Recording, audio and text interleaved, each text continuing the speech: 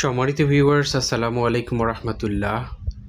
আজ এই মুহূর্তে আপনারা যে ভিডিওটি দেখতে পাচ্ছেন, এটি কিন্তু ইসলামের ইতিহাসে অত্যন্ত গুরুত্বপূর্ণ একটি জায়গা।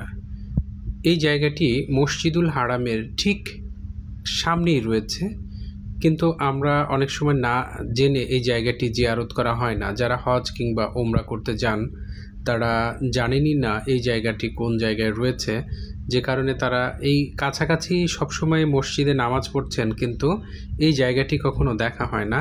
এই জায়গাটি অত্যন্ত গুরুত্বপূর্ণ ঐতিহাসিক একটি জায়গা। আপনারা জানেন, আয়ামে জাহিলিয়ার যুগে কন্যা সন্তানদেরকে জীবন্ত কবর দেওয়া হতো। অ্যাকচুয়ালি এই কন্যা সন্তানদেরকে যে জায়গাটিতে জীবন্ত কবর দেওয়া হতো, নবীজি যেখান থেকে এই কন্যা সন্তানদেরকে জীবন্ত কবর দেওয়া থেকে রহিত করেছেন, এটি সেই জায়গা। এটি মসজিদুল হারামের ঠিক সামনেই অবস্থিত। এই জায়গাটি আপনি নামাজ পড়তে যখন যান তখন গিয়েই কিন্তু এটি জিয়ারত করে আসতে পারেন। এই জায়গা এখানে একেবারে মসজিদুল হারামের কাছে হওয়ার পরও এই জায়গাটি কোনো মডিফাই করা হয়নি। এখানে কোনো পাকা ইমারত বা বিল্ডিং তৈরি করা হয়নি। এই অংশটি ফাঁকাই রাখা রয়েছে, যেভাবে আগে ছিল এটি সেভাবেই রয়েছে। এখানে কোনো প্রকার মডিফাই করা হয়নি। এই জায়গাটি ঐতিহাসিকভাবে চিহ্নিত করে রাখার জন্য এই জায়গাটি এরকমভাবেই ফাঁকা রাখা হয়েছে, আপনারা দেখতে পাচ্ছেন। এটি মসজিদুল হারামের পশ্চিম দিকে অবস্থিত।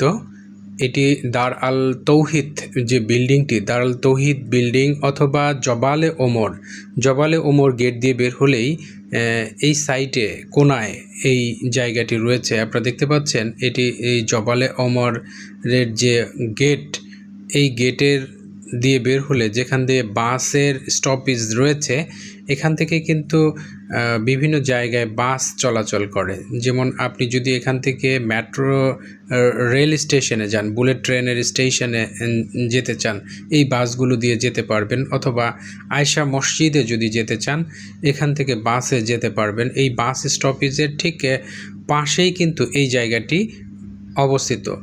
আপনারা দেখতে পাচ্ছেন ওই যে মসজিদুল হারামের অংশ।